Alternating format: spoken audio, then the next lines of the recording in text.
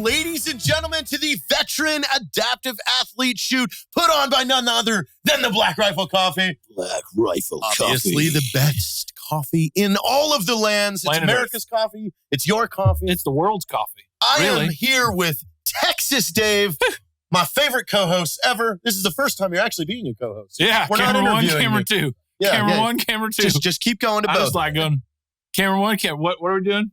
You're now the co-host. Oh, man, I'm half in charge? Yeah. That's a terrible idea. I know, no more. We're not asking you questions. Fantastic. We're not asking you about your life. As a matter of fact, we don't care. That's reasonable. You never did, so it's fine. We don't need to hear about how many Evos you've found on Craigslist. I need an adult.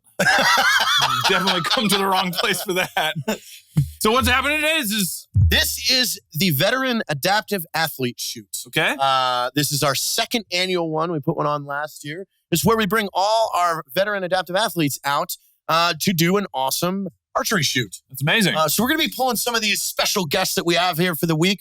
We're out of the Black Rifle Coffee Ranch in Boerne, Texas. Beautiful. You may recognize in a lot of our videos, specifically the Halloween series. It's kind of Halloween-y today. We've got the nice mist coming in. You know, there's the sort of overcast vibes. It's going to be pretty rad out here, I think. You know, people were, it was kind of like they were on the fence when we walked in this morning, where it was like, oh man, the weather didn't cooperate today. And then I reminded them, do you know what it feels like in Boerne, Texas when the sun is out? Yeah, no. Wait a minute. Better. What is going on right there is definitely what we want. Gold. Yeah, no, this is 100%, 1,000 times more than what we want for the It's as the if June we just weather. had a mister. Yeah, this is perfect. Honestly, you can't pay for this kind of quality and quantity, because that's the idea here. Is as long as it stays away from getting any worse than this is going to be a perfect day. Now, Texas Especially Dave, because we're inside. Yeah, we're under the garage. I'm not mad about Texas Dave, you have a very robust history with archery. Why don't you tell us about that? Yeah, absolutely. So my history with archery, it's 24-year career. Yep. I first encountered archery at Boy Scout camp.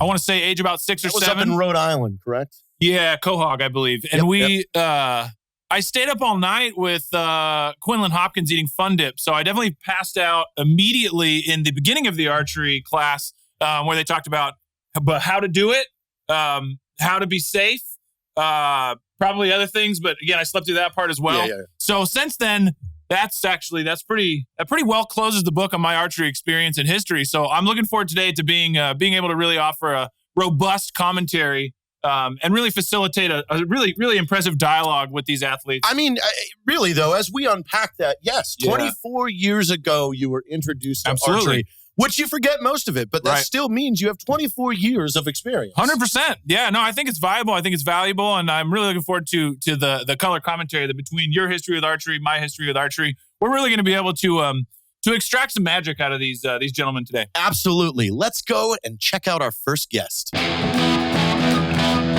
All right, Dave, we are here with our first guest, not a competitor, for say, but a very large supporter of a lot of things that we've done. Mr. John Welbourn. Thank you for having me. Thanks for being here, John. Yeah, Welbourn. Of Power Athlete Fix it in post. HQ. Yeah. Just crush that. Yeah, John Welbourn. I was eating up on my words. You did great. You did great. I'm proud of you. I'm always proud of you. It was a hot dog. I'm sorry. But yes, John, you've been involved in a number of things with us. What brings you out here to VAAS? It looked like a fun event, and Baker wouldn't stop calling me. You know what? A lot of things happened. Nailed it because of that. Baker wouldn't stop calling. Hey, that's why I'm here. JT called me. I was like, well, I guess. Yeah. No, he's like, hey, man, there's like an adaptive hunt. And I was like, we hunting adaptive people, or like, what's the deal? I was like, but it sounded so weird. And I was the way he pitched it, and I'm like, Baker, this sounds kind of inhumane. And he's like, no. Baker needs a sales class. That's what Baker needs. Baker needs some Sandler training. The problem is Baker's like on the way to get his road bike. He's telling you 27 different things. He's putting me on hold, and I'm like, what are you talking about? And then he just said Black Rifle. I said, no problem. We'll cruise on all of a down. sudden you're on. You're on with I was like, up triangle, left, right, if start, Black Rifle. JT and Evan in the cast just hit me up, it'd probably be a lot easier than Baker being like, hey, are you coming down? I'll be like, 3-hour cell. He calls you, and in the middle of the call, all of a sudden, it's an assistant that's telling you, hey, can you hold for Baker, please? Yeah. That's exactly how it works. It's like, hold on, brilliant. Baker's doing a set, or it's always something. So I was happy to come out and support a wonderful deal. And I got to see Bert and some of the other guys from Sornak, so I'm always happy. Now, do you have an archery background at all? Do you archery hunt? Yes. So I got into archery when I was playing in the NFL. My roommate was Jared Allen, if you guys know Jared Allen. And Jared was big into hunting. And after he got his third DUI, he lived with me. Nailed it. So yeah, we got bows and we used to hunt a ton and hunted some turkeys and a bunch of other things. So when I moved out to Texas, I got back into it. So what? Explain to him and I about hunting a turkey with a bow, because that sounds hard. Yeah, like, now, it wasn't easy. If I understand correctly, there's multiple types of bows. Now they all have arrows, but there's multiple types of bows. Is that correct? You got a recurve and a compound. Yeah, nailed it. Which one do we use for turkeys? We used a compound. Got it. Can you use either one? But you chose a compound, or I had a compound. I never had a recurve. Got it. Now, one thing I've owned turkeys and I've chased wild turkeys, but hunting you've drank wild turkey. I drank wild turkey. Yeah. But hunting turkeys is difficult. Like they're elusive. So how do you get close enough to hit them with a bow? Well, we were actually in a stand, like a ground blind, and we had decoys set up. They called them in, and then the turkey came in, and it started banging the decoy. Oh, okay. And then I popped up, and I had this almost looked like a guillotine kind of tip on it, would look like 4 razor blades. And I shot up, and I shot it in the neck, and the head popped off. Ooh. Yeah, and full-on head popped off while he was banging. My man. And the best part is his head popped off, and it continued to bang the decoy as it fell to the ground. Oh, that's pretty brutal. Then I realized that they are. Yeah, it was. Metal, the thing went out like it wanted to. Went out in the fight. Metal. And the best part is, it looked right at me. As it was banging the decoy, it looked right at me and fucking got its head lopped off. Wow. I'm not going to say that like it was by some, fucking amazing, training, whatever. I shot at its head and it popped its head off. I was more surprised than it was. I totally thought I was going to miss this fucking thing. Man, I don't think turkeys get super surprised in my experience, though. But it looked at me. Man. We locked eyes, and then I saw its head pop off, and I knew we were soulmates. Just we had a moment. Yeah, they're so hard totally to even. It's like you get a glimpse of them, and then they're gone forever. Oh, like, I have a different experience with turkeys. The only time I see turkeys is at my ranch when they're in some type of special hormonal situation where you can be driving a car flat out through the woods, and they walk in the middle of the road, and they stare you down and go. And you're like, we hunted turkeys last week, and we were literally like, walking up on them, and I could hear them on the other side of the bush on the trees, and we were trying to call them in, and there was a bunch of hens all around, and they liked their call. Obviously, we waited on these things for 2 days, and shit, man, we couldn't even get a good shot on one. Huh. Wow. So they're frustrating. Now, what's your experience in training with adaptive athletes? I'm sure you have a lot. Yeah, we've had a number of people come through our seminars. It's just more a function of figuring out what they can do more so than what they can't. I think everybody looks at limitations and they're like, oh, they can't do this, they can't do that. I think it's just, you almost have to reverse the paradigm and think, okay, what can they do? And more importantly, how do we continue to drive adaptation? Yeah, I think even more important is not what can they do, but what are they not sure they can do? And that's probably the part that you get to facilitate really well. Yeah, no, just trying to put a model together for athleticism. And I know that's kind of a weird thought, but when you start removing limbs and you just start changing, different planes of motion and, unilateral, bilateral, and it's just the same thing. Your theory on athleticism is all about movement in the body, right? Yeah. Explain that a little bit for us. So I had this interesting epiphany when I was playing in the NFL that if my movement was perfect and I was able to basically move through space, challenging posture and position, and I knew what good technique was and I could stay within this model, the longer I could maintain it against a competitor, the more often I would win. So like a defensive lineman, I played offensive line. His job is basically to get me into a bad position to beat me. As long as I can stay in a good position through space and, stay in relationship and, head and hands and all the other good stuff, I'll normally win like 99% of the time. So then I just became obsessed with this idea of like, okay, how do I maintain posture and position through space longer than him? And then I just created a training system around it. But it sounds like it's also constantly being conscious of a lot of points of contact. Yeah, well, I learned early on that, but I learned this in boxing pretty young. Usually the first meaningful touch is by far, your greatest ally. I mean, if I can give you the first meaningful touch and I can hit you in an interesting way, then that provides me, hopefully a little bit of an edge. Yeah, and that became just part of my deal, like head and hands, just being faster than other people, being more violent. And so years ago, I coined the term. I think I was on a TV show, and this guy asked me, he's like, "Oh, with football," I'm like, "I don't necessarily ever touch a football. I like to think of myself more as a master of violence." I'm real good about, I'm just really. I like to Hey man, has manipulate anybody got that kinetic Instagram name yet? Hang on. Yeah, just I would rather be a master of violence and being able to like be in violent kind of stressful situations and feel real calm. Yeah. Like that part of like enjoying that and then just basically just being a violent weapon. Well, I think that's kind of the what, right place. yeah, that's kind of what we connected on with driving. It's very much the same experience, right? Like the experience in the car, the sensory input when you're in a race car, there's so much information and so many data points that you're constantly having to sort That's through. what I mean. You were Dude, I love rally racing. Yeah. And when I was in the NFL, we were real lucky. I got to do all of the Richard Petty experiences nice. all over the country. Yeah. So I went everywhere and did them. And I mean, dude, I've done, 200 miles an hour on a motorcycle. Yeah. So 200 miles an hour on a motorcycle is about like 47 miles an hour in a rally car. And that's always the most fun experience. Dude. Somebody hits like 50 and they're like, did you see that? I warped space time. You're like, Dude, "Oh, speeding in a I school had a zone. badass twin turbo Porsche, and I was in the Porsche club, and we used to go down to Sebring Raceway, Yeah. and I used to race that shit out of that thing. So good. Well, we'll get you up to come play with some rally cars with us. Yeah, no, Hell I'd yeah, love we to. need to. But I think I really, do rock crawlers now. So nice. I build and fabricate as a hobby. Yeah. Chevy trucks and rock crawlers we and all that. got some good trails for that too. Yeah, We'll get bring you my out. trucks Oh, out. yeah, Well, you I think that's the cool thing about this. We, like you're talking about kind of how you move through space. And I'm curious for you with working with adaptive athletes, what are the tools you use to sort of help empower these folks to sort of figure out new ways to move through space? Man, that's a really good question. I think the problem is that when everybody thinks about training, it's so conventional. But I think like everybody's different. Like I keep going back to a guy who came to a seminar and he told me he had a lot of hip pain. And he's like, hey, could you help me with my squat? I got a lot of hip pain. I'm like, great, let's see you squat. So as he started squatting down, all of a sudden I saw his like leg like really go forward, almost like his ankle was fixed. Yeah. And I was like, man, did you have your ankle fused? He's like, no, I'm actually missing my entire leg, below the knee amputee.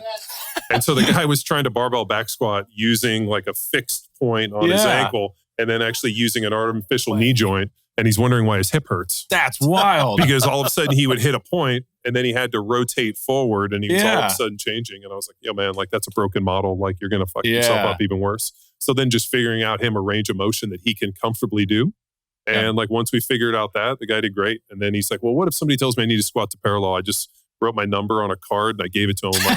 I'm like, if anybody ever harasses you on this, just give them this card and have them call me and I'll motherfuck them. Yeah, perfect.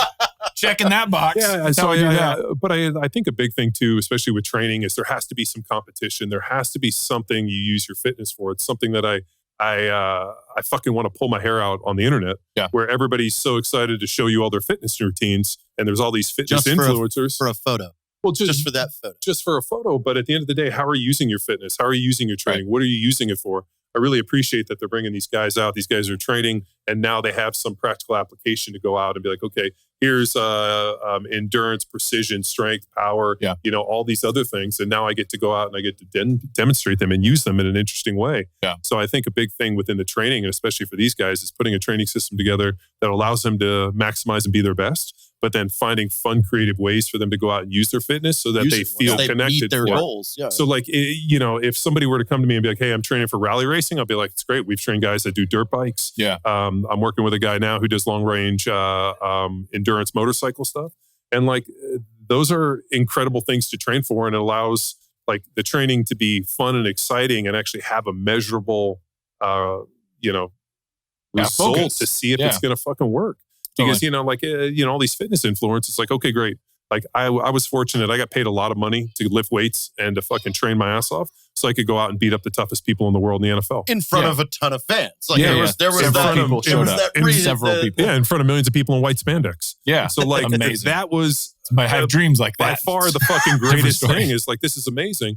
And then, now you have to find new ways to train your fitness. And, I think hunting and what these guys is doing is amazing. So yeah. And I think it's really cool too, because everybody's experience here, they're all adaptive in different ways. So, it's kind of like what we do in the cars. You're never teaching the same curriculum to two people ever, but it's especially clear when you're working with people who have such differences that they're getting a curated sort of curriculum and program from you. We're going from a range of people that have issues walking because of prosthetic legs to people that have to shoot their bows with their teeth. Yeah. Like when we say adaptive, like these people really adapted. But solid problem solvers. That's the amazing thing about the human body. Like there's these, and you hit it right on the head. It's almost like athletic problem solving. So you're taking things from people and like things where all of a sudden you're like, you take my arm. I'm like, how the hell am I would pull a bow? and people are creatively finding ways to do it, absolutely blows my mind. And so much respect for these people. And then you're inventing an entire new site for that, because your site picture is now like a totally different spot. One of my favorite things is when Crispy posts some of his shooting stuff. I'm always amazed at, like, one, how he's configured this stuff, and two, the accuracy at which he fucking is able to shoot. Because, I mean, you think about, like, the ability to calm yourself, calm your breath, and then be able to focus, to be able to pull a trigger and then have this instant violent like reaction that's almost like a byproduct of all these other things you're able to do. I mean, think about, like, the trauma that dude went underneath, your skin, and these are all external touches for your central nervous system. You basically lost a lot of muscle mass and connections. He burned 80% of his body. So think about, like, his central nervous system must be, like, so different than anybody else. And that's the part that blows my mind. I mean, I know it's so geeky, but as I'm watching him shoot, I'm like, how the fuck is he calming his nervous system down after that trauma? Yeah. Or how has his body almost circumvented this in such a way to give him the ability to concentrate for precision to be able to shoot a weapon? Yeah. Like, it's a different kind of mindfulness. Yeah. It's totally different. Yeah. Totally different animal. And it's the same thing in racing. Yeah. I mean, like, I know unique for me, and I don't know if this is unique for everybody, but every game I played in was deathly silent, and everything seemed to happen in slow motion. Yeah, absolutely. And the same thing happens when I drive, especially when I drive fast. So when we did all that petty stuff. Changes. Yeah. Like, all of a sudden we were doing all that, and, like, the guy's like, what are you doing? I'm like, everything seems like it's happening in slow motion. And I found a lot of that with things that you train heavily for. And what happens is when you train heavily for them, when you're actually performing them, I call it checklist mode. Like, your body shuts down everything outside, and you are merely running through that checklist of everything that's in front of you. Yeah, and sometimes that checklist is something you're conscious of. Sometimes you're just going through the neural pathways that are carved in.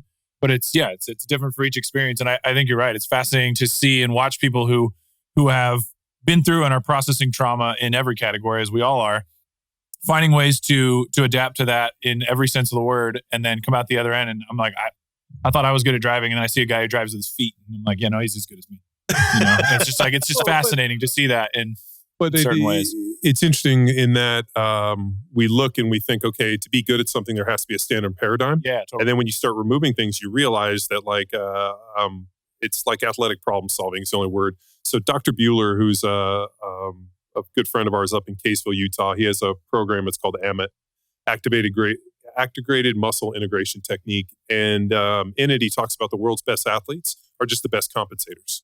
So everybody's injured in every sport you see, but how well they perform in the sport due to all these injuries is based on compensation patterns. So, like, all of a sudden, if your bicep shuts down, some other muscle ends up picking up.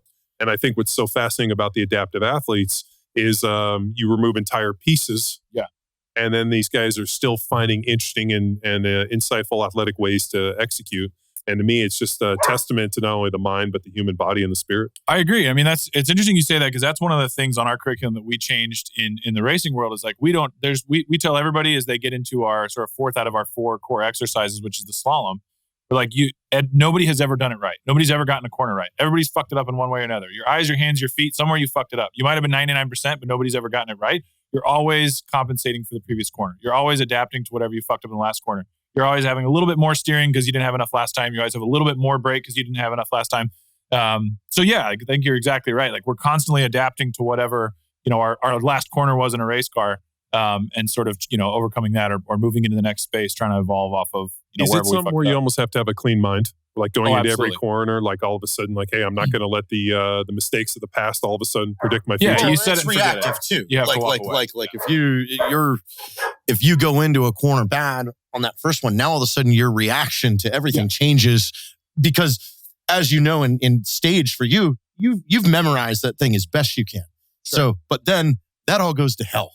The second you don't go through that first one the way you wanted to. I mean, it's like anything. Everything goes to hell, right? Best laid plans. And that's, whether it's a mission or it's a race car or whatever it is, like, you plan it all out and you go, okay, cool. And then you adapt as soon as it goes to shit, because that's the second it starts. And that's kind of the point that we try to, work with people in the car is, like, it's going to go to shit immediately. So all we're trying to do here is carve as many neural pathways as we can and get you really comfortable with the muscle memory so that you can adapt when it goes to shit, which again is as soon as you let the clutch up. So, and then you're just constantly sort of trying to figure out how to improvise from there.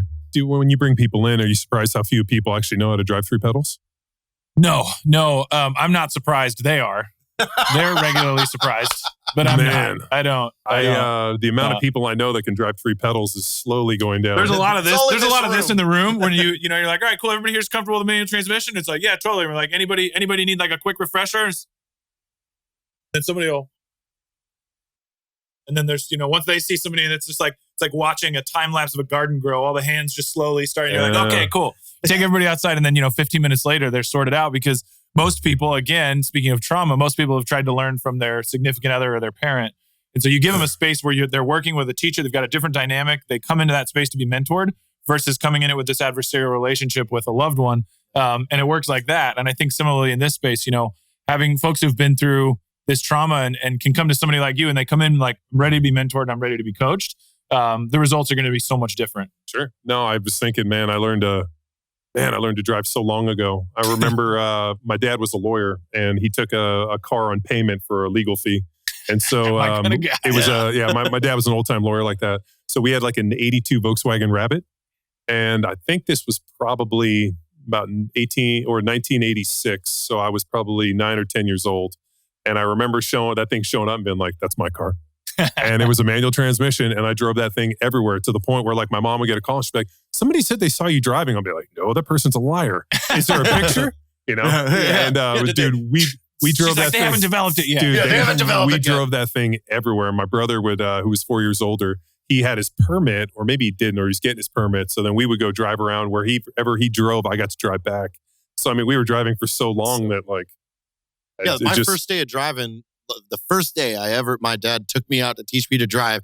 He put me on a hill with a Chevy S10 Blazer 5-speed manual transmission and said, get up the hill. Get up the hill. Did he also just throw you out of the great white cage and be like, figure out how to swim, kiddo? Yeah. After I got up the hill, he threw me out of the car onto the bench. Do we want to process this later? Burn the shit out of the fucking clutch. Figure it out. You're gonna get it sorted out, son. He's like, I'm gonna have to replace the clutch because you burned it so bad, but we'll figure it out. Do you think it's a lack of mechanical understanding that people actually don't understand the mechanics of like how a clutch works? 100%. There's a lot of so for me, like I said, I weld and I fabricate and I work on trucks, and like that mechanical knowledge, like when I think of letting out the clutch, I think of the pressure plate, I think of the throwout bearing, I think of the way the clutch works and fucking engaging, and like all these things make sense to me. But like trying to explain this to people just don't have the mechanical background. Funny. We had this conversation last weekend because my girlfriend and her mom were the theme of the weekend was mansplaining, and finally, we're in the car and everyone's driving. They're like, "Oh, you're gonna mansplain that?" I go, "You know what? Mansplaining has to exist." And they're like, and Morgan goes, "Excuse me, how?" I go, "Explain to me how a manual transmission and a clutch works." There's a difference between explaining and mansplaining, to be clear. Or the interesting thing is actually rebuilding a manual transmission. I rebuilt an NB 4500 and like the shift forks. I'm sorry for your loss. Yeah. No, I'm good. I'll never again. Yeah. Oh, you don't like NBs? I don't want anything to do with it. A lot of the PTSDs for me on the NBs. They're not what I would call a precision transmission. But are about the only transmission that'll hold up to actually a built 12-valve Cummins. That's reasonable. Yeah. No, I found that's true. And I think that's one of the things for us that's super important is like, as quickly as we can, our goal when we get people in the classroom and then when we break into, one-on-one stuff with them is to understand as best we can where their primary sensory dominance is. And also just to kind of understand how they operate and who they are as a person. Because for some people, if we explain how the pressure plate works and we explain the difference between a push and a pull type clutch and the release bearing and the pivot fork and all that stuff, they're going to draw that picture and it's going to make so much sense. It's going to be instant for them. And for some people, they just need the most basic explanation of the mechanical separation between the engine and the transmission. Are you guys running floor mounted pedals, or are you guys running hanging pedals? We're just running factory pedals and everything. Okay, factory pedals. Yeah, so mostly hanging pedals. But whatever it is that somebody needs, and you kind of just have to be attuned to sort of their response and watch and wait for sort of that epiphany moment. And once you see that they're sort of like connecting with it, you get them through 3 or 4 times and you show them that they can't fail. That's the biggest thing is people are so afraid of failing, especially in something like that, because pretty much 100% of people over the age of 18 who don't know how to drive a manual transmission have trauma associated with it, right? They have some awful experience of like, getting stuck in the truck at the bottom of the hill and saying, figure it out, Man. So that's once they get to a space where they realize they can't fail, then it's like, oh, this is easy. It takes 20 minutes. We've never had anybody who takes more than 20 minutes to teach them how to drive a manual. And the nice thing is that then you you throw them so far off the deep end into other things that they're still worrying about manual transmission, and then you're just drinking out of a fire hose then they for just 7 stop thinking hours. about it. 100%. And it just goes straight into that neural pathway. Give me some specs on the cars. Are they 2-wheel, 4-wheel drive? I mean, Yes. what are they, all front-wheel drive? No. We have front-wheel drive, rear-wheel drive, all-wheel drive turbo stuff, everything in between. It's honestly... I love turbos. Oh, I mean, so nice. something about free horsepower. Yeah. Exhaust-driven turbos. I love it. It's magic spinny boys. Oh, my God. I love them too until I own them and have to maintain them. Well, that's why I like diesel motors. I love the fact that you can pump a ton of boost into something, and that's why I love diesel motors.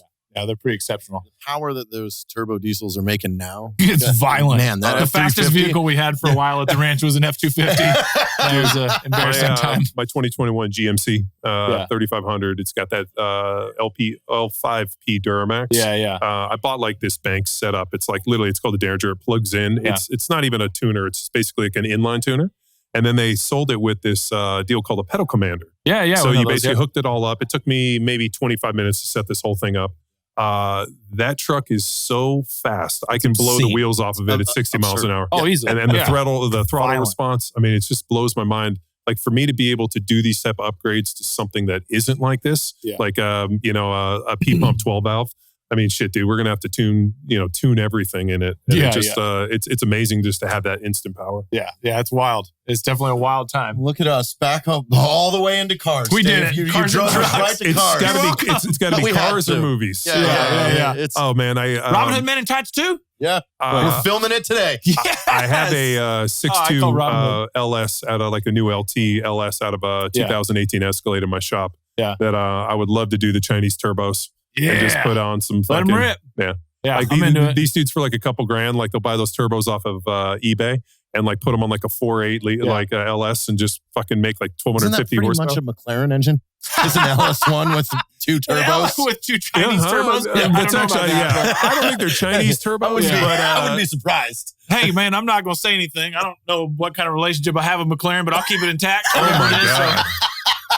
I love turbos. Like just the whole deal. I'm just like, they're man. magic. Yeah. It's magical science. Well, awesome, speaking of magical John. science, we have a lot of people who have some magical Thank you science. for stopping by Thank you. with us. We're glad to have you today. And we'll be cheers, bringing you man. back to do a full episode on Free Range American later on. Sounds great. Thank you. Awesome. Thanks for having me.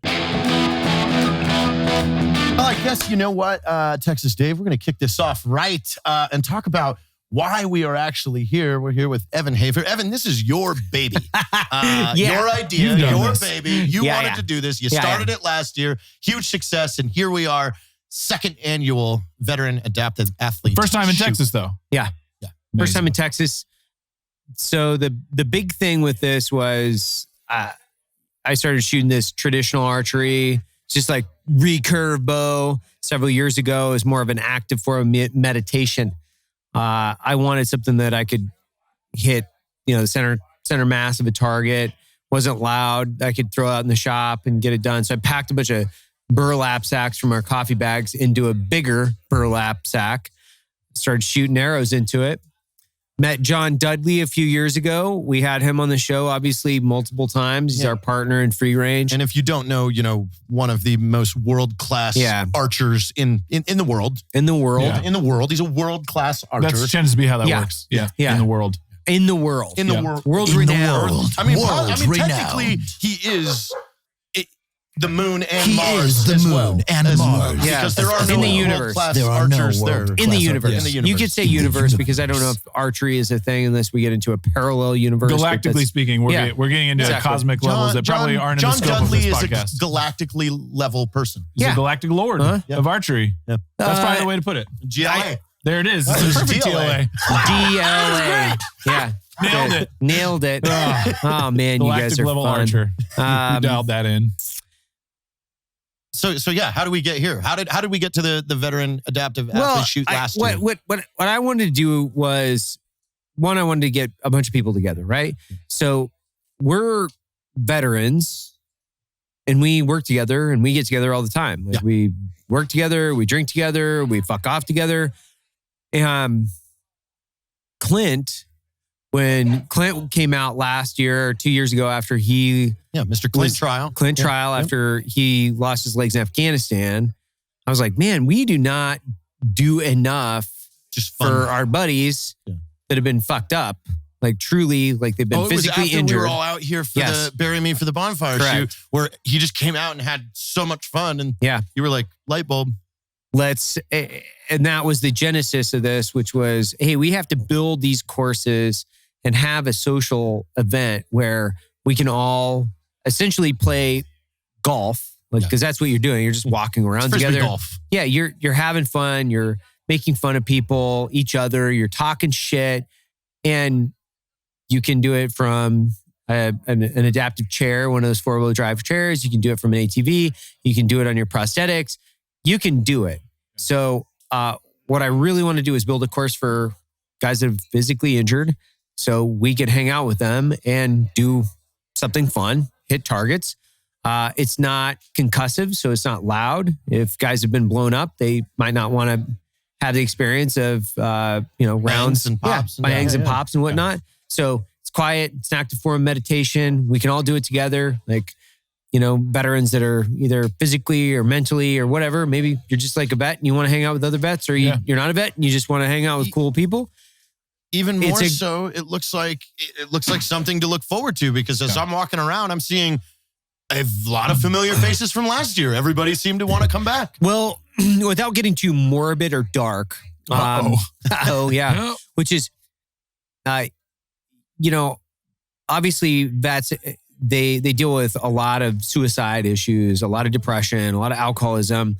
COVID has been very difficult on a lot of vets too, especially if they've been physically injured, because now they're alone. They've got a physical injury. They might be self-medicating. So I'm trying to pull people out their houses, provide a social event where they can get together, have fun, and then look forward to that every year. Practice for it. Practice for it every day. Wanting to show up and send it even better than you did last year. Learning a totally new skill. And you can, a lot of these people, they've qualified for the Paralympics. So it's incremental gains in the sense of, I love archery. It's awesome. I think it's, I love shooting my rifle, love shooting my pistol, love shooting my bow. I'm a projectile enthusiast. That's kind of the way I classify myself. But I really like hosting these types of events where we can bring a ton of fucking people together, roll out epic food, share in the success of the company with everybody. Cause it's our company, but truly it's kind of everybody's success, right? And that's what you guys have done so well with the brand, is that this company is so accessible, and everybody here, the culture here at this event is it's an incredibly inclusive event. Like you said, like this isn't limited to adaptive athletes of a certain type or able-bodied people of a certain type or whatever. It's just a bunch of your buddies hanging out. And if people could see out here, just the vibes, it's killer. Yeah. Well, it's fun, right? Yeah. So it's celebrating the success of the company for something so many people can enjoy, not just, oh, hey, we're taking off to go to the Bahamas and sending you photos later. Well, you guys would really love to just see pictures of JT and I in the Bahamas. Yeah. We would. Yeah, we can do the Bahama pictures. Just overlay those. Yeah. Well, and two, like I said, we get to see each other every day. Yeah. So now we can bring in a bunch of people that really like honestly, they inspire everybody. Yeah. So when you have a physical injury, and you're sucking it up and maintaining your positive attitude, going out and, still being social, and you're leading by example. Adapting to a hobby. This is the thing that the entire veteran community, they have to look at, and they have to be inspired by this, and they have to stop with excuses. That's the other thing. They got to stop with excuses. Like, get out, make a change, be positive, positive psychology is more infectious than COVID. And if we're not doing that as a company, if I'm not doing it as the guy that's like running the company, if I'm not organizing these types of events, then I'm failing at the end of the day from a huge percentage of what I feel is my duty to the entire community. So that's my soapbox, which is it's a good one. I'm trying to make sure that like I'm putting the fucking morality double-barreled shotgun underneath other companies, saying if we can do this and we can turn our profits into things that we think are fucking cool, profits inspiring, into people. Go out and do it, man. Like how many times has Home Depot done something like this? How many times is fucking, like, you know what I mean? Why isn't there something like this every month? Yeah. Right. Like, like it's 20 years of war. Yeah. 20 years of war. Thousands of people that were missing their their life, their life, their limb, their eyesight. Thousands of people have been affected by this in our generation. The post 9/11 and the Vietnam and World War II veterans, like we've all been affected. And this is the 20th anniversary, right? Yeah, coming up. Yeah. Of Afghanistan. Got 20 years of guys getting fucked up from these things. So multiple generations. Yeah. Yeah, And, you've got children now serving overseas of guys that invaded Afghanistan. Yeah. Yeah. And so I just look at it from my perspective. It's our responsibility as far as, it's our duty to go out and do these kinds of things. And honestly, like, this is what I want to do either way. Yeah. I don't want to do a bunch of shit by myself. Like it's not fucking fun. Like, No, it's fucking terrible. It's terrible. When your morality and your ethics and your business's growth all can sort of align in one place where you get to do this and you're like, we're doing something that's really good and really rad. And apparently we're helping people. Yeah. While everyone else is on the golf course, here is where we are. Yeah. Hey, Dale, let's go cut a new deal or whatever, Like, all right. That's what we've been doing all day. Me and Dale cutting deals back there. Yeah. Let's Cut go deals. And we're going strong in Q2, but I'm just looking at 3 here. It's going to be tough there, Tommy. Hey, we grew crank it up. Grew by 23% last quarter. We're going to cut the 30% extra bonus out of everybody. It's like, okay. The 12 team niner around there and the LTLs is QTM, PS. I'm sure so everybody else is out hitting the back nine. Yeah. You're on the back front nine. slapping and fucking douchebagging. Just We're going to do this kind of shit. Yeah. So what's happening out there? Tell me about the course. Tell me about where people are and what's happening. What's the actual event? So I don't know exactly how many targets we have. We got, we'll just say we have 50 plus targets around the entire property.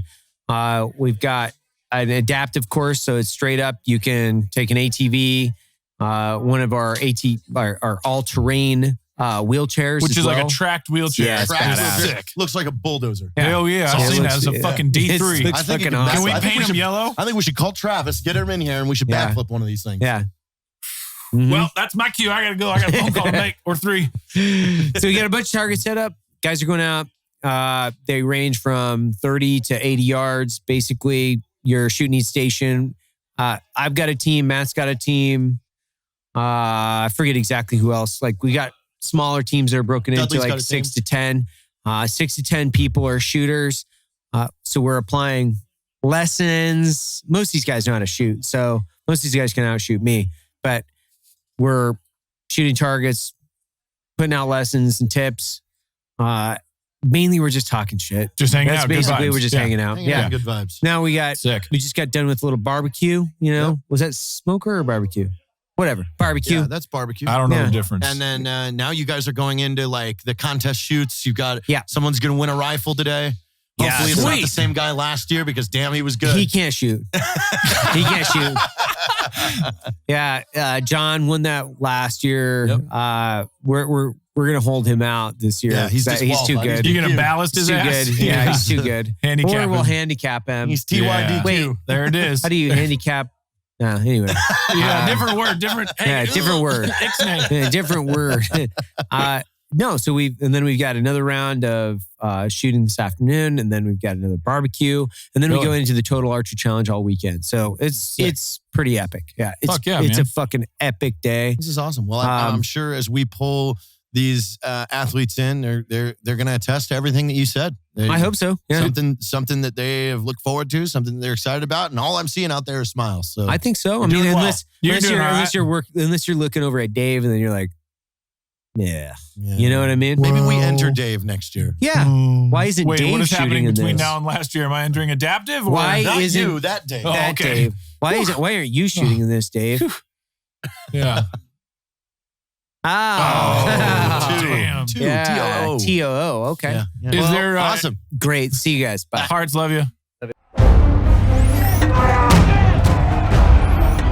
How are we looking up there, Sergeant Best? On target, on time, boys! Fire for a flip! Here we go! Set! You heard him! Fire for a flip!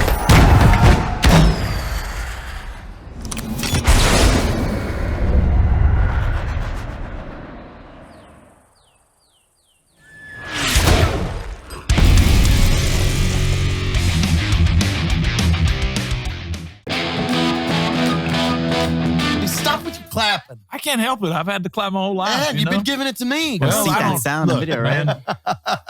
Well, we are with the reigning champion. Oh, right shit, now. I didn't know that. This is last year's Last year's champion. champ, baby. Okay, no big This is, deal. he won. Those are He big won shoes to fill. closest All to right. bullseye. Won the rifle. Nope.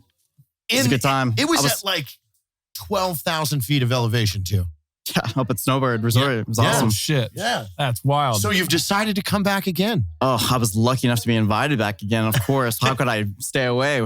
I mean, we thought about like, do we want him to win Right, again? right. Like, we were this, talking earlier. is We're it like, how do we unfair? sandbag his ass? Yeah. this guy already got the prize, you know? Yeah, like, let you've already somebody else done have it. a shot at That's the it. title, you know? So how do you like this year's course versus last year's? You know, last year I had some really like scenic places, but this is just awesome. A little bit Because, more like, easy. Yeah, it's like exactly. Easy to get Easier around. going. Like Easy to last get year, around. yeah, you went from 10,000 feet to 12,000 feet to 10,000 Yeah, all that's a over. big dang spread. It was place. wild. Yeah, this is pretty cool. Just being on the Black Rifle Coffee Ranch, like it's awesome. Yeah. Vibes It's- are sick. Yeah, it's. What about that thing as a freaking whole? great. You being a two-time veteran now, what do you Yeah, think about that's this whole thing that Evan came up with? I think it's freaking amazing. Like, just being here and being with everyone and sharing the love of this sport and everybody that's in this industry and like, just getting to be with other veterans. It's just such a, I don't know how to put it, like just an amazing time. I'm having like the time of my life being here. I'm so that's awesome, happy man. to be here. You're here Like, all weekend, right? Yes, I Are am. you staying here at the ranch? No, I am not. I am at the hotel. But I mean, if you guys have like a cubby hole or a closet or there's something, plenty of like room. I don't take up much space, shut me in. I There's prefer ample sleeping in a spots. trunk, actually. Yeah. Perfect, absolutely. perfect. After hanging out with him for a while, you just kind of get used to it. That's Yeah, 100%. Yeah, we don't have much of a Those we don't nights have a at the travel budget. the street races. I saw that, by the way, where you know- were doing a string of stories about Listen. different places that you've slept. I don't know what you're talking about. A Bondo-filled burlap sack on the back of a gooseneck trailer in a hailstorm may or may not be a thing that's happened. Wow, I got Yeah, top that's a five. different I Dang. saw That's a something different- about a boxcar at a trade. It's possible. You might have been thinking of the Scholastic Book Fair. Oh, With the boxcar children, the whole set that came in a little You cardboard got all of them. boxcar. Oh my God. You combine that with Little House on the Prairie Oh, book two of series. the best. Man. Those are And then classic. book Winning Goosebumps, combination, huh? There's the trifecta. R.L. Stein. Bringing it hard, dude. Couldn't do it. Were you a R.L. Stein fan growing up? Yeah, I was actually. I mean, I think every kid has that going to the Scholastic I Fair, think that was flipping the- through, like all the boys, like, oh yeah, Dude, I got this flip I think through. that was You the rolling difference with in our that generation. 20? Yeah, I you get rolling with the You were 20 a and you're like, baller. what's Oh, up, my hell. motherfuckers? I got 20 on Scholastic. And he's like, oh shit, you're getting 2 puppy posters, Boxcar Children, at least 3 R.L. Stein, might be Goosebumps. He might have done something else. And Who one of knows? those bracelets that snap on your wrist. Oh, the Oh, slap shit. boys. Yes. Do we have slap bracelets for this event? We I don't know. We slap should. bracelet? I don't know why we saying, don't. Can we get Maybe slap that's bracelets? the Is there difference in anybody- our generation. No? Okay. When we were kids, we collected books Yeah. to Right. show Actually read. our dominance. like that's how. At no That's how you point. threw your. That's how you book threw your fair. money around. That Like, was look what it, I yeah. got, man. Look at all Yeah, the My Mom stuff mom I'm gave me pulling a out. 20. Dude, I'm you getting rolled in. 4. Only got a And 5 then, spot. but then Shit. delivery day. Like it'd be Oh, one thing. God. Like Oh book yeah, fair I day was forgot you sick. had a weight on it. It's like Yeah. a catalog offer. Yeah. Yeah, So the you're teacher like, comes whoop. in. She's just not like you got Yeah, one. because you like, forgot about it already. You fucking You forgot about it. For real, It'd have you been definitely 5.5 weeks, which was fast, right? That's like 2-day prime for 2021. It Oh, was like wow. 5.5 weeks, and you're in the middle of math. And the Yep. teacher's like, She's all right, coming out. guys. And you see the Time. box be coming in, you're like, Oh my shit. God! I forgot I ordered Yeah. the books. And then all the baller Jimothy. kids are just getting them stacked and stacked. I was and gonna stacked. You're say, like, oh, I yeah. just got my Dude, little. I Dude, remember Jimothy's those. just got a Like- pallet. You're like, man, fuck this Thankfully, kid. yeah, seriously I though. would keep my Goosebumps in a paper sack, and as it got fuller and fuller, like that was a sense of pride. You bring it in, bring it into 100%. school, be like, boom, Yeah. check baby, it out. look I at got this. 1 through 28, Yeah. missing 13. Sorry, Don't even I worry was about sick that day. I will trade for it. It's like, what's Don't up, even girl? worry I got about issue 12 right here. You want to Yeah. see? You You're want to like, borrow oh this? shit, that's a You first wanna borrow edition. that? Yeah, I want to good. say, God damn, dude, that was alone it. in the basement. That was yeah. it. And Oh then my God. Pogs came around. Oh, No, Slammers. never was into that. Never. Slammers. No, Did that you was fuck lame. with Pogs? Nope, never. No, me neither. Hell no. I didn't either. I had Slammers because I just was like, the Pogs are stupid. But you The got Pokemon Slammer cards is too, the- huh? Yeah, but- I didn't have Pokemon. Did You you got to fuck with think Pokemon about cards? it. Yeah, Hell no. I had No, some no. Pokemon He's like, cards. yeah, no, I for sure Definitely did. not. Definitely did. Yeah, What but you about got to think about Digimon? this. Pogs was such an explosive industry for like 9 minutes That- that maybe. there was a only Pog store next to my Fred Meyer. like, you go in and it was bins of Pogs. Like that was it. All they sold was Pogs. I don't my even know. God. Do you know how to play Pogs? Nope. I have no fucking No. clue. Yeah, how yeah, Pogs yeah. work. dude. I have 10, Do you you have know? 10. Oh. We put it in a stack and you flip them. All right, so next year, The rifle shoot is definitely Pog Championship. I think we should. Might as well mix it up. But I A mean, blast from the it past. Come on, a lasted, little dude. nostalgia. It lasted Remember for when? 2 weeks at my elementary before a letter came out Farm to remembers. everyone that said Pogs are now banned because it's gambling. Yeah. But I mean, we were pretty cool kids. Like, we found a way to gamble. I think we did Dang. pretty well. Our entire generation, though, like there's a lot of things that died fast. Like we managed rollerblading is the only sport to be killed by gay jokes. Still, it's the only sport that exclusively got killed because we're so insecure that I was like, I won't do it because my friends call me gay too much. I can't do it anymore. Like, we're so insecure. We're just like, you know what? Fuck it. $6 billion industry. Done. Done. Over. It just died. Totaled. It died 100%, overnight. dude. It was I'm bringing like, it back. Cool, and then boom. Bucky's got an electric skateboard, and he's gonna tow me on rollerblades. I don't all even in think one you can buy that'd rollerblades in be your 100% you amazing. can. I have sure you can. verified this. You recently. cannot buy K2s, that's for sure. Well, They maybe are not gone. with that attitude. They are gone. I'll get some King 55 Some K2s, backyard dude. bobs. Dude, I had backyard bobs. Yeah, so did I. Dude, I love the So soft good. boot. Yeah, that was Shut the up, way to Dave. go. Dave did Rollerblades were rollerblade. cool. I went to Woodward. I on was poor. rollerblades. I was gonna say, yeah, I was poor. Dirt roads. You had the not many Rocies. places to rollerblade You had the around. Rocies? Yeah. My dad told me to go run on the dirt road. Where'd you grow up? Augusta, Kansas. Augusta, Middle of- Kansas. Yeah, middle of freaking nowhere. What happens in Augusta? Not a lot. Shit. Man. Is it flat? Corn. Is it rolling? What does the landscape look like? Is this North Georgia it's mountains? We most- talking Squidbillies territory, or are we? Nah, not quite that. Not that Okay. quite. Call Eastern it Kansas has like rolling hills, a little bit of trees, a lot of plains. You know, Yeah. rolling hills. Oh, mixed bag. Yeah, a little bit. How long did you live there? I'm glad to get out of there, huh? Yes. Yeah. I mean, Yeah. it was a good place to grow up for sure. And I have lots of respect for my friends and family there. And Farming community? Yes. Yeah. Yep. You're playing Had a the lot of good PC card mentors real there. hard. You're like, it's a fine place. But I it's did just move not out. for I don't- me. Yeah, exactly. Yeah, I don't it's a wanna- great place for I some don't wanna people. insult my I just friends got and family the fuck that- out of Augusta, Well, Kansas, you know, and I I'm don't in know Georgia, much and about I'm never turnips. going Yep. You know, farming couldn't just pick a wasn't for turnip me. in a lineup, That's to the be turnip honest. capital of the country. Allegedly. It was a great place to It grow is up, now. but my lifestyle now too fast paced. There's just Yeah. not enough to do there. Yeah. I'm So just- what is your lifestyle outside of here? Outside of shooting Trapeze fucking archery artist. Pretty and much more of that. Yeah. Yeah. Trapeze artists, yeah. a lot of Circus trapeze shows, artistry. You know, this, Right. a lot of that. Trapeze Yeah. artistry, yeah. For sure. Spray paints. Yeah. It's a little chess. Playing a lot of chess these the days. King's Johnny? Gambit over Not here. Yeah. too much. Not too much. Oh, okay. Scrabble, Boggle, Pictionary, Shoots and Ladders. Is there any? How does that? Was that pretty good? Yeah. Yahtzee. You were on a roll. Wow. My favorite is That's balderdash. No Because idea. I'm a good liar. Okay. Yeah. Well, Balderdash is where you get I don't know a if I should word believe you now. and a definition, okay. and then everybody has to submit a made-up definition and try and get them to vote for their Oh, definition. that's Yeah, you were born for this. You were born for It's that sales and it's Professional lying. bullshitter. Perfect. That's the Professional same thing. bullshitter. All Yeah. right. Sweet. Sales and lying. Perfect. Here's a Venn diagram of sales and lying. It's a circle. It's It's just a circle. That's it. Oh shit. So, are you going to be coming back to the third one of these? If you invite me, I will be here. I will be here. I would like Invitations to in the extend the formal Yeah, that's a- invitation that's a gold on one. behalf Oh, of your I friends. reserve my spot right now. America's Thank you. Coffee, Thank you. Black Rifle. We'd like to have you back at the third annual. I was going to say Annual. inaugural. That's incorrect. That's a Adaptive different word. Athlete shoot. That's a fuck to. Can we? That's, Annual? can we Did you ti- say annual? No. Can Oh. we tighten that up?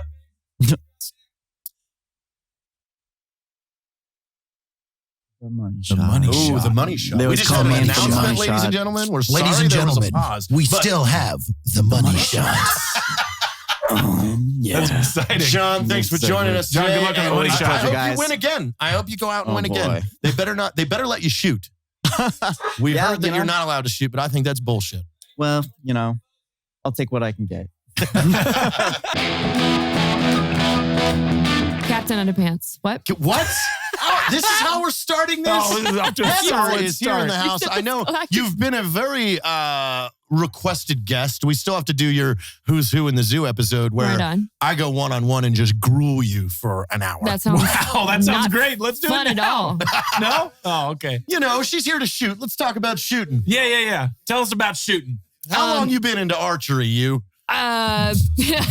The first time I shot it was last Total Archery. Are we recording right now? Of Yeah, course this is we it. are. This is live. live. Believe it or not, this is Oh, this wow. is actually it. You're Super. in it. Okay, we're a professional setting That here. is an Okay. accurate assessment. Yeah, so I started shooting at the last Total Archery Challenge, and then between then and now, I've probably TAC. That's a TLA. TAC. Yeah. I don't know. I probably shot like a dozen times, and so I have my PSC and my Carbon Stealth. There it is. There's one. That was a plug. Is she That was sponsored? good. Are you sponsored by Do you PSC? re- do you I have mean, like they a gave me real- a bow. She hasn't even shot archery, and she's sponsored by Dude, that's PSC. How do you even do something like that? You're an inspiration. Yeah, you're a model for children everywhere. How do you just start a sport and then get a sponsorship? Yeah, 100%. I need just, to know. Hang on. You go on Instagram, and then That's you. the one, It's like, Instagram. it's like you Michael wear- Jordan. Hey, I Been want to hearing play that about You baseball. just wear tiny tank tops, Yeah. and people want to give you. Oh, that's they reasonable. want you to- No, that actually makes sense. That aligns. Yeah. It's funny because I tried that with JT. We tried that. Yeah. We did didn't a get whole anything. thing We of got wearing tiny some tank tops. cease and Okay. desist and some Yeah. restraining Yeah. orders. I I feel like could we see got a lot that. of both. Yeah. A For lot sure. of both. Yeah. I didn't cease or desist, but I did exercise a tiny bit of restraint today when I put a t-shirt on. Has this become your main hobby? No, I wouldn't say it's my main hobby. I mean, I certainly see you doing it a lot. I don't see any other hobbies. Like, I don't see you fishing that much. I fish. What the fuck? What are you talking about? I see more fish. boat stuff than I see I anything fish. else. I Someone make- back me up on this. I have no idea. Nobody's here to back you up. Also, what? Who are you? Don't worry about it. You know, Who it's an are interesting you? question. One I ask myself upwards of 6 to 12 times a day, Yeah. and not one I have an answer I for. know. Yeah, just Who daily and why existential are life you? crises. Yeah, why? Really, honestly, why are we? crises? Why are we? Yeah. Is more important than who am I? Well, what do you Mhm. think about the event as a whole? This is your second one. Yeah, no, it was a good event. I like it was a bunch of our close friends, a bunch of our affiliate people, and we're just slinging arrows and having fun. There's like no serious heat, no serious competition. There's a lot of shit talk though. I will say that. We haven't Because seen that serious yet. here. Everybody keeps Yeah. saying that, but we're not Yeah, out there everybody present. Okay. comes in here. I and want is to like, hear what- this. Yeah. Yeah. What kind of shit is being talked? Are you talking shit? What or are some things- good lines you have? Okay. I wasn't really talking shit. I was more just trying to hang in there. Omar had some good ones though. He was pretty much hammering everyone while What I was kind of out heat was there. Omar throwing out? Oh my God, you name it. Wow. Man. Just Sass it's, factory. Yeah. that Omar man the was Sass made out of Factory. heat, actually. Right. Yeah. Weren't Oh we all God. See, that's a cosmically? good one. I could have. Yeah. Should have seen that one. Well, we thank you for stopping by last minute, and we hope you're enjoying yourself. Yeah. No. Is this the start or the end of the podcast? No, is this is the it. end. This is the Yep, beginning, You're the middle, out. the This end, is it. I'm leaving then. and scene. Yeah. Okay. Nailed Thank it. you. That was gold. You guys doing You're just babbling at this point. the story of my fucking life. That's- Well, Have you met me? look at us here right now with one of our celebrity guests of the shoot. okay. All right. Mr. Donut Operator, who doesn't know this man. Look at Hi, that Donut. beautiful face. It's been a while since you've been on FRA. Yeah, man, it's been a minute. I think last time was with Eddie Gallagher. Yeah. I think that was the last time I was on here. quite a few months ago. That Yeah. was Thanksgiving. God yeah. dang. We haven't seen this face since Thanksgiving. Well, I'm Oh, just man. as thankful now to see him as it was back I'm then. thankful for that mustache, Mr. Dave. Heck yeah. Look at If you that were to thing. grade that 1 through Selleck, what do you give it?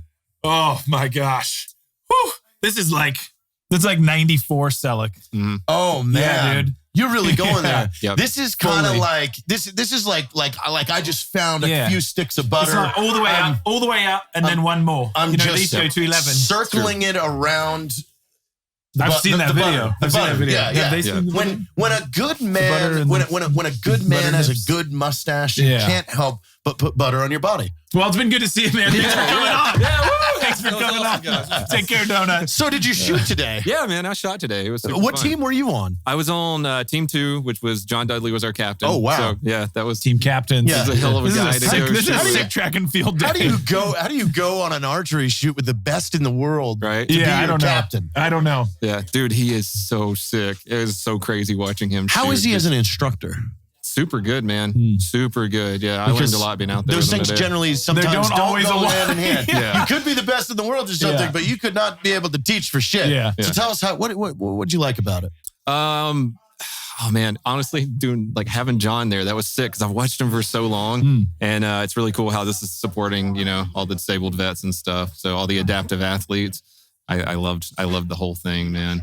But yeah, that was a cool course. It was like 2 miles long, mile and a half long. That's a long course. Yeah, yes, it's a big course. It was like 12 or 13 stations, and we just rotated out with everyone. And there was one guy on my team, Lopez. He has one arm, so he holds. Yeah, he holds. We're gonna get him over here soon. Yeah, he's awesome, dude. He holds it with his teeth, and he was just fucking nailing it every single time, dead center. It's so sick. Yeah. So it was really awesome, are man. you going to be competing this afternoon for the rifle shoot? Where you There's guys a are rifle shoot? No, I didn't know. shooting bows to win a rifle. Got it, man. Yeah. I was like, this is getting wild. No, I don't know. I didn't know about that. Oh well. Yeah, what's happening? So it's a best of. Okay. Closest to the bullseye. Winner takes all. Black rifle, coffee, Noveski rifle. Ooh. Wow. That's awesome. Ah, dang. Yeah, I'll be out there. Hell yes. I got to do that. What was the number one takeaway for you today as far as what you got to learn being out there shooting? Oh man, John, the entire time he wouldn't stop giving us instruction, and it was really cool. That's so awesome. there's so much shit that I learned from that man today. Yeah, and it was awesome. It was super cool, man. Well, Sick, awesome, man. Cody. We're glad that you made it out with us today. Yeah, dude, this Thanks was for stopping by amazing. and Good to having see a chat you. with us too. Yeah, good to for see sure. you. Yeah, just hold it close, and there it is. It's about gigante. Did you already fire for the gun? Yes, sir. Did you do good? No, I shot a little low. We have actually Caleb is right on the target. So anything outside of the ring. Yeah. Oh man, we were just talking about Kentucky. He's from Kentucky. Oh, there it is. Yep. The Colonel himself, Mr. Sanders. See. Yeah. See. Mr. Sanders Lopez, ladies and gentlemen. See. Is that good? The whole thing? Yeah. See. And then if it's really enthusiastic, it's claro que sí. But otherwise, just see. Very surprised, man. Yeah, the Texas public school system did not fail me. I know upwards of 32 words of Espanol. Mm. Let's hear all 32. Quesadilla. Is that keep two? going? Yeah, I think so. I don't know. Yeah, that counts as Hey, I'm just proud because everybody else still calls it a quesadilla, I think. So I feel like if you can get quesadilla, and then you're all right. But the quesadilla. I'll take one of them chicken quesadillas for 1,000, Alex. It's not Jeopardy. What's your first name? Jonathan. John. Okay. John? Yes, sir. All right. Wrapping up today, we're with John Lopez right now. The man himself. Yeah. All right, we've been talking about you all day. legend. Yeah. Yeah, because still I think you're the most creative out here when it comes to archery. This old thing. Jeez. I honestly don't have a point of reference from before. I didn't shoot archery when I had two arms. So I don't know if I'm trying to psych myself out, but I think it's easier shooting with one hand. So you've never shot archery before, and you've just learned it like this? Yes, sir. So what introduced you to archery? So I got a bow last year, 2019 in December, just to kill the time. So you're a year and some change into Yes, this. sir. Not hobby. even that. And then competitive. Okay. By the way, Got let's it. back up. Okay. Yes, sir. What branch of service were you in, and what Army. brought you to this? He said this Army. point? The Army. Army. It's an Army. Yeah. So tell us about that. So I kind of had a military career plan. Went through the ropes. Infantry airborne school. Went through Ranger selection. All the way through SFAS. I got injured by a drunk driver. And put me in a pretty bad place. Like I honestly, like in the line of job of what we do, we accept the fact that you can get injured or killed. It's not the injuries, it's the circumstances. I woke up literally, like my first memory was Andrews Air Force Base. And there's a guy standing right there with like a list of my injuries. And he goes like, you don't look as bad as your injuries say. And I'm like, where am I? Wow. Yeah. Yep. So woke up pretty much in Walter Reed and had to face the fact that I was retiring out of the military. Yeah. So anyways, it was a bumpy road. Yeah. Bumpy road. And I found purpose again. That's what brought me here. That's the whole reason I'm here shooting is I'm actually a program manager for a skydiving program. Wow. And archery, when archery came into the picture, it was honestly not something I was interested on. Like my kids do archery. That's Boy Scout stuff. Yeah, that's my experience as we covered that's earlier. Boy Scout stuff. Like, like I shoot big guns. Yeah. And started shooting this thing, and I was challenged to participate at the Black Rifle event that was taking place here last April. And I never say no. That's like one of my big problems. I really don't say no. You started training up for last year's event. Yes, sir. Wow. So this event was really sort of the genesis of this. Yes, sir. For you. That's Absolutely. amazing.